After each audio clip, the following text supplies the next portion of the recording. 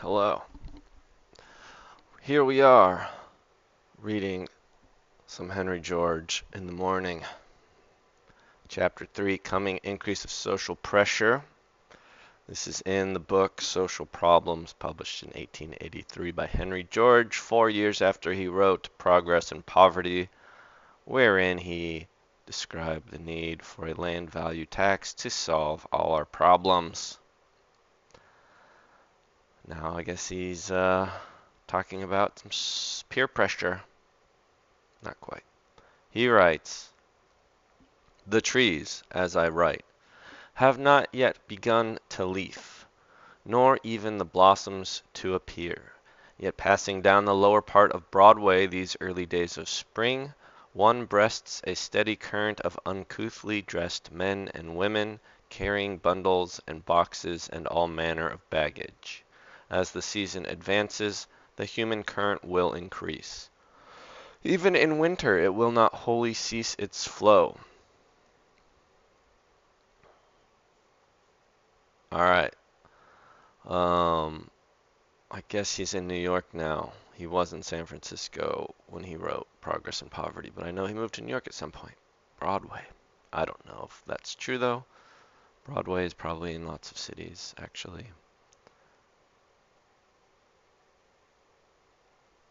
It is the great Gulf Stream of humanity which sets from Europe upon America, the greatest migration of peoples since the world began. Other minor branches has the stream. Into Boston and Philadelphia, into Portland, Quebec, and Montreal, into New Orleans, Galveston, San Francisco, and Victoria come offshoots of the same current, and as it flows it draws increasing volume from wider sources. Emigration to America has, since 1848, reduced the population of Ireland by more than a third, but as Irish ability to feed the stream declines, English emigration increases. The German outpour becomes so vast as to assume the first proportions, and the millions of Italy, pressed by want as severe as that of Ireland, begin to turn the emigrant ship as did the Irish. I guess I don't know of the domestic issues in Italy that led to all of their immigration. I mean, I know about the potato famine. Was there a spaghetti famine? I don't know. In Castle Garden, one may see the garb and hear the speech of all European peoples. I assume that's a local regional gathering place familiar to the readers of this time. From the fjords of Norway, from the plains of Russia and Hungary, from the mountains of Wallachia, where's that? And from Mediterranean shores and islands, once the center of classic civilization, the great current is fed. Every year increases the facility of its flow. Year by year, improvements in steam navigation are practically reducing the distance between the two continents. Year by year, European railroads are making it easier for interior populations to reach the seaboard, and the telegraph, the newspaper, the schoolmaster, and the cheap post are lessening those objections of ignorance and sentiment to removal that are so strong with people long rooted in one place. Yet in spite of this great exodus, the population of Europe as a whole is steadily increasing. And across the continent from east to west, from the older to the newer states, an even greater migration is going on. Our people emigrate more readily than those of Europe. And increasing as European immigration is, it is yet becoming a less and less important factor of our growth, as compared with the natural increase of our population. At Chicago and St. Paul, Omaha, and Kansas City, the volume of the westward moving current has increased, not diminished. Yes, head west, young man. From what so short a time ago was the new West of unbroken prairie and native forest goes on as children grow up, a constant migration to a newer West. This westward expansion of population has gone on steadily since the first settlement of the eastern shore. It has been the great distinguishing feature in the conditions of our people. Looks like this part was significant to our mysterious earlier reader. Sure does seem to be a big deal that we had all this land. Without its possibility, we would have been in nothing what we are. Our higher standard of wages and of comfort and of average intelligence, our superior self-reliance, energy, inventiveness, adaptability, and assimilative power, spring as directly from this possibility of expansion as does our unprecedented growth. All that we are proud of in national life and national character comes primarily from our background of unused land. We are but transplanted Europeans. Now, this is sort of for a long time when I was learning about Georgism, I would always think of like the empty, infinite, rich plain. Like if you just imagine perfect agricultural land extending every which direction for anyone to claim, I would question whether or not you needed Georgism because you can continue to claim more and more frontier. Um, I don't think that uh, I don't think an infinite plane would at all.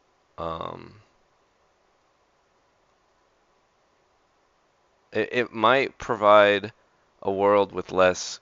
No, there probably would still be conflict because if you're forcing each new person to have to basically homestead farther and farther out, people are still going to be speculating on the edges of the claimed land, and I sort of want to argue.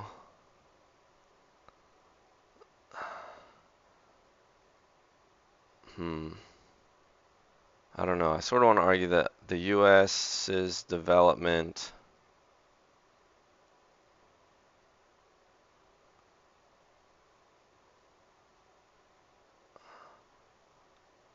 hmm.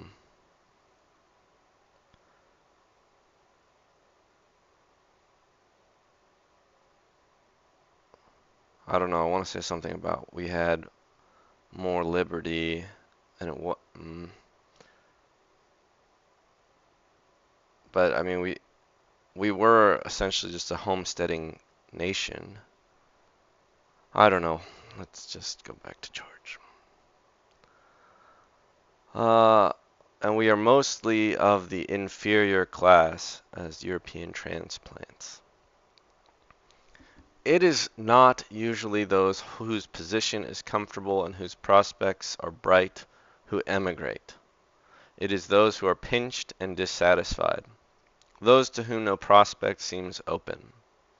There are heralds' colleges in Europe that drive a good business in providing a certain class of Americans with pedigrees and coats of arms, but it is probably well for this sort of self-esteem that the majority of us cannot truly trace our ancestry very far. We had some Pilgrim fathers, it is true, likewise some Quaker fathers, and other sorts of fathers, yet the majority even of the early settlers did not come to America for freedom to worship God, but because they were poor, dissatisfied, unsuccessful, or recklessly adventurous. Many because they were evicted, many to escape imprisonment, many because they were kidnapped, many as self-sold bondsmen, as indentured apprentices or mercenary soldiers.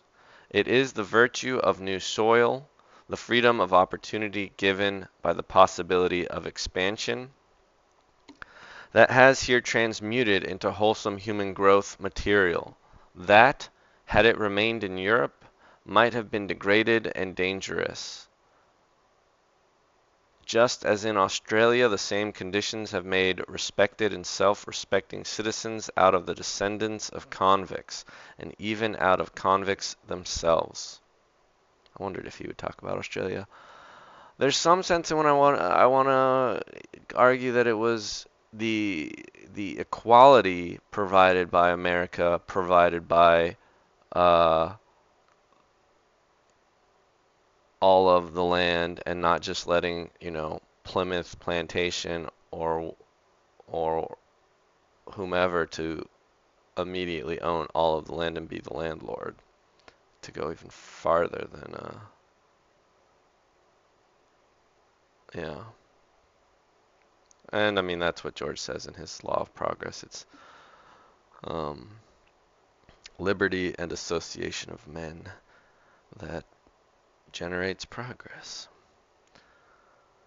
It may be doubted if the relations of the opening of the New World to the development of modern civilization is yet fully recognized.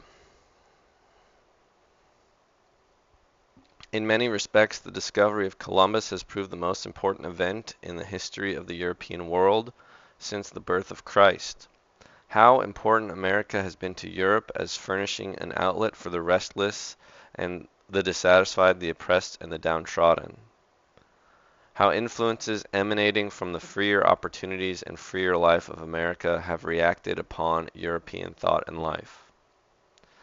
We can begin to realize only when we try to imagine what would have been the present condition of Europe had Columbus found only a watery waste between Europe and Asia.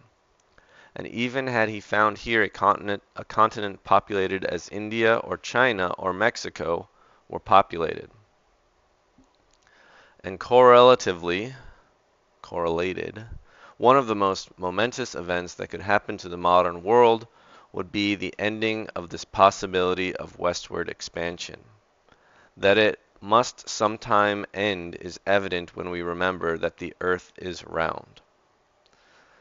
Yeah, but even if there were infinitely more land, that land would always be having to develop from the start. And the only reason America was you know, became so developed and impressive and overtook Europe was because Europe has been in stagnation and decline or cruising off the momentum of their earlier empires. And empire momentum lasts hundreds of years.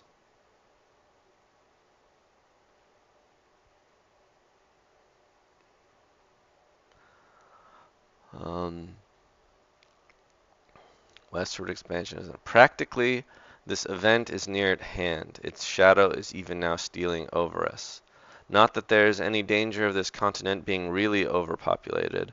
Not that there will be for a long time to come, even at our present rate of growth, plenty of unused land or of land only partially used. But to feel the results of what is called pressure of population, to realize here pressure of the same kind that forces European emigration upon our shores, we shall not have to wait for that.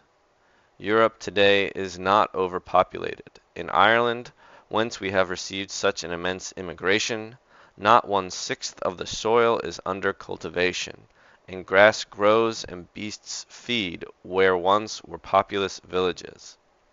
In Scotland there is the solitude of the deer forest and the grouse moor, where a century ago were homes of men. One may ride on the railways through the richest agricultural districts of England and see scarcely as many houses as in the valley of the Platte, where the buffalo herded a few years back.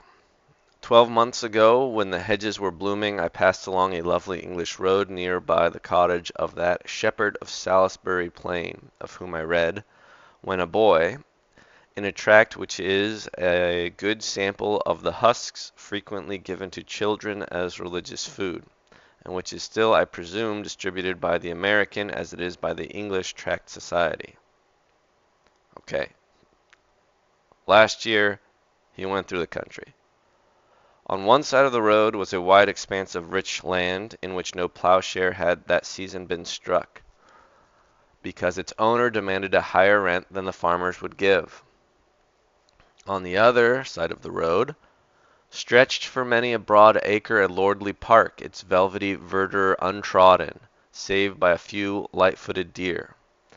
And as we passed along, my companion, a native of those parts, bitterly complained that since this lord of the manor had inclosed the little village green and set out his fences to take in the grass of the roadside, the cottagers could not keep even a goose, and the children of the village had no place to play.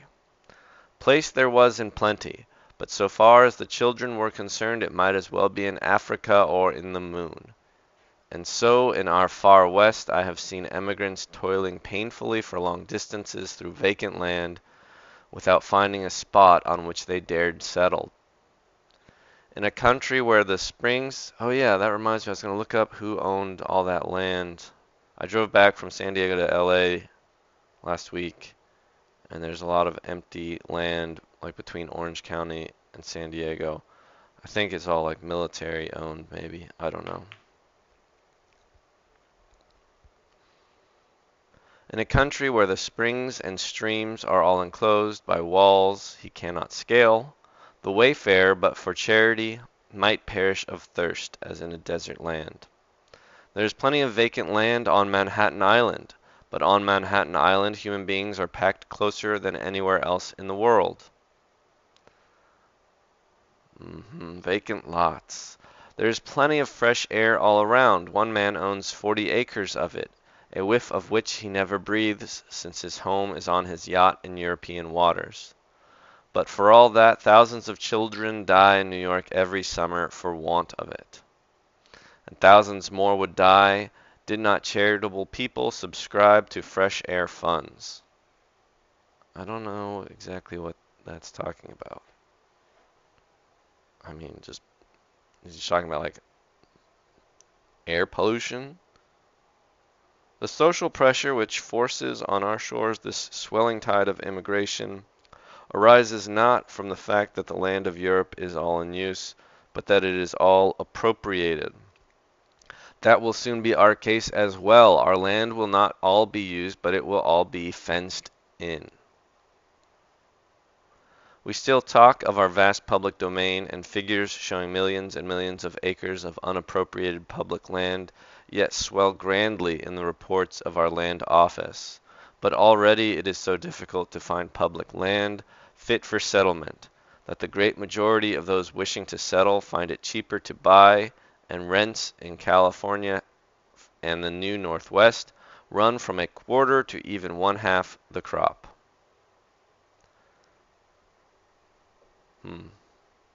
It's funny, crop sharing, the term, I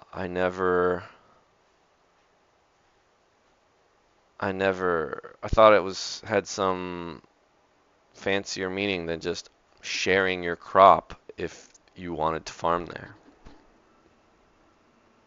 Anyway, it must be remembered that the area which yet figures in the returns of our public domain includes all the great mountain chains, all the vast deserts and dry plains, fit only for grazing or not even for that. It must be remembered that of what is really fertile, millions and millions of acres are covered by railroad grants as yet patented, or what amounts to the same thing to the settler, are shadowed by them.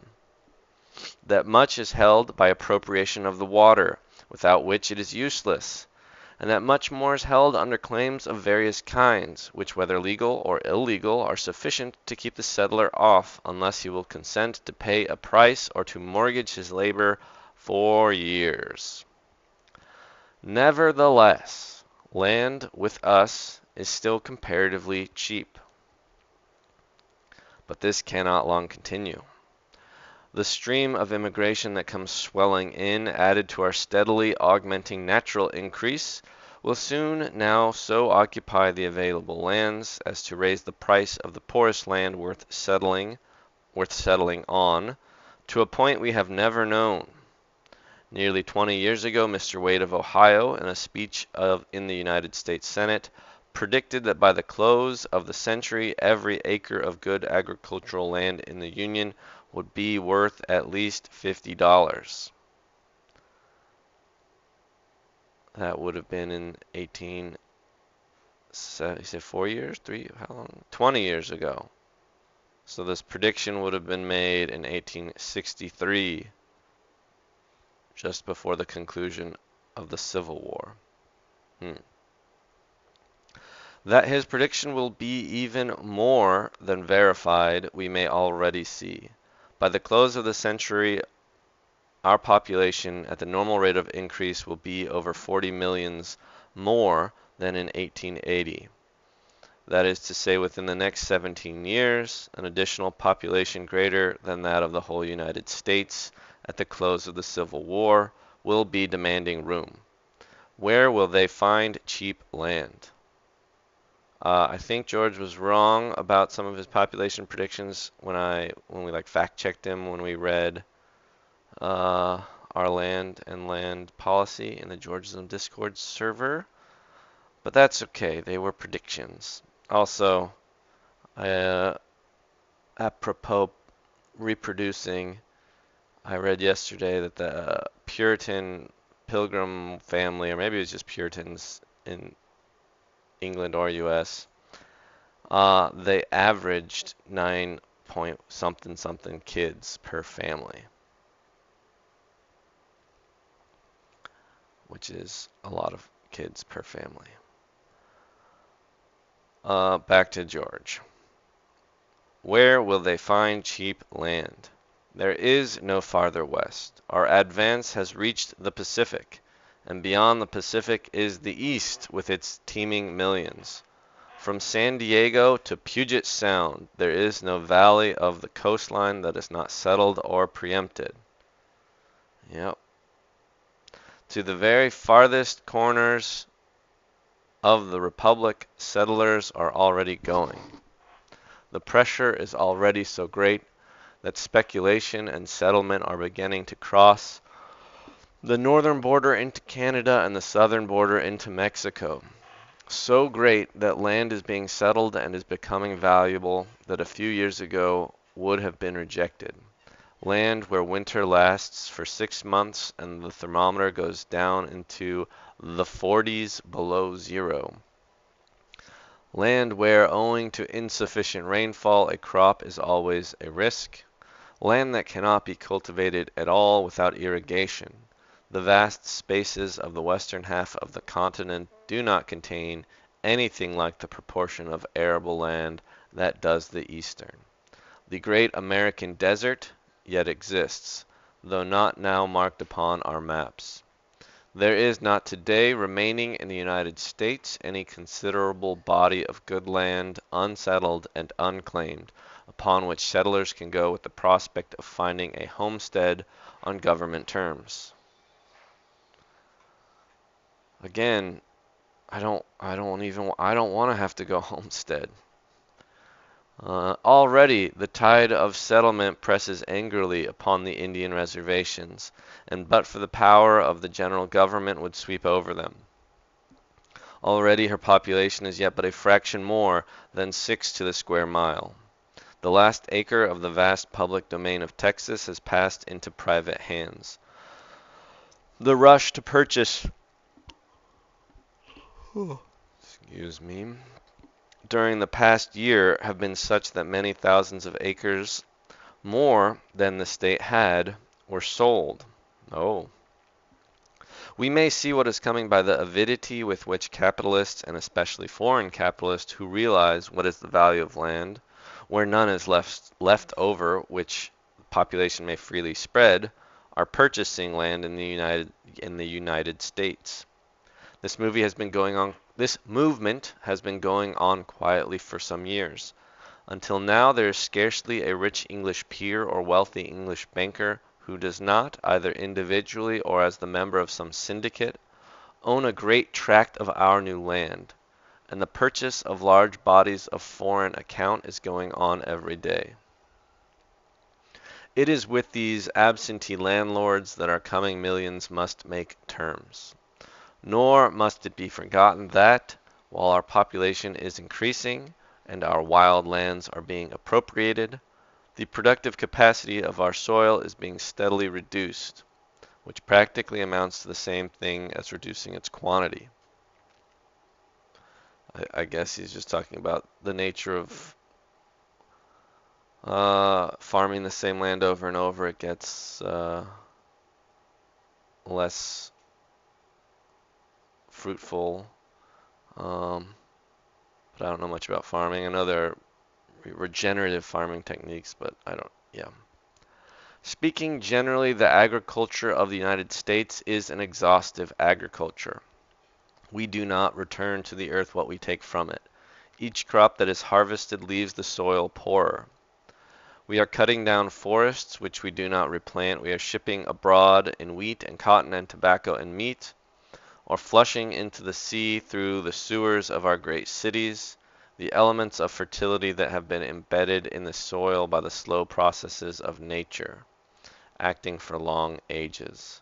The day is near at hand when it will no longer possible for our wow, I guess there's the day is near at hand when it will be no longer possible for our increasing population freely to expand over new land, when we shall need for our own millions the immense surplus of foodstuffs now exported, when we shall not only begin to feel that social pressure which comes when natural resources are all monopolized, but when increasing social pressure here will increase social pressure in Europe. One other comment about the farming, you might think, and I don't know any of this from firsthand experience, but I have heard that not only when the soil is poor do you reap fewer, is the harvest smaller, but also the nutrient density in the food is lower. And I've heard approximations that even when we just like eat a chicken or a potato, it is a few factors less nutrient dense than before. Uh, I don't know about these numbers, but this all sort of rings true to me. And in some sense, this gives weight to Malthusian arguments, but I also wonder if better forms of farming could be developed in a freer society, a financially freer society with a better land use pattern that would come about from abolishing zoning and implementing a land value tax instead of continuing our conquerors conquerors right land use regime.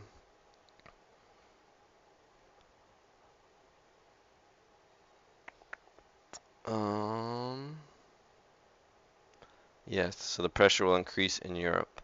How momentous is this fact we begin to realize when we cast about for such another outlet as the United States has furnished. We look in vain. The British possessions to the north of us embrace comparatively little arable land.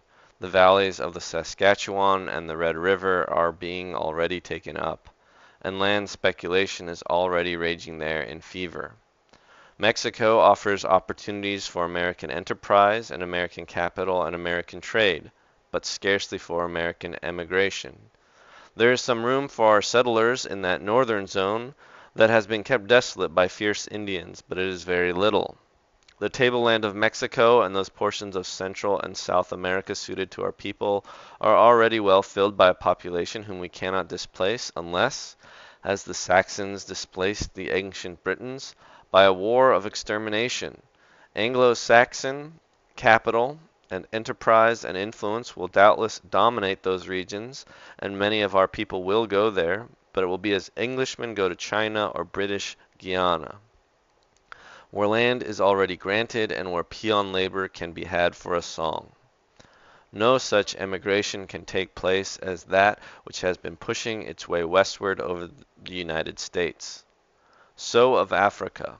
Our race has made a permanent lodgment on the southern extremity of that vast continent, but its northern advance is met by tropical heats and the presence of races of strong vitality.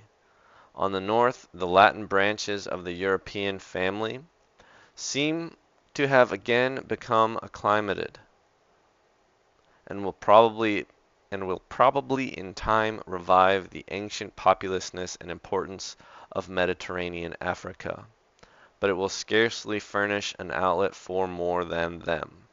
As for equatorial Africa, though we may explore and civilize and develop, we cannot colonize it in the face of the climate and of races that increase rather than disappear in presence of the white man. The arable land of Australia would not merely be soon well populated by anything like the emigration that Europe is pouring on America, but there the forestalling of land goes on as rapidly as here. Thus we come again to that greatest of continents from which our race once started on its westward way, Asia, mother of peoples and religions, which yet contains the greater part of the human race. Millions who live and die in all but utter unconsciousness of our modern world. In the awakening of those people by the impact of Western civilization lies one of the greatest problems of the future.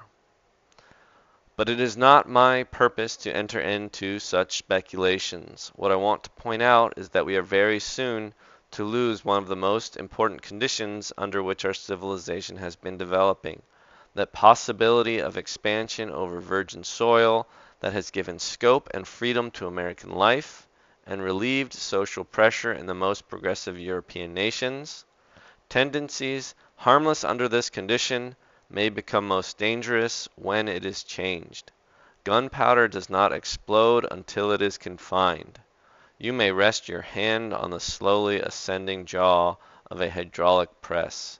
It will only gently raise it. But wait a moment till it meets resistance.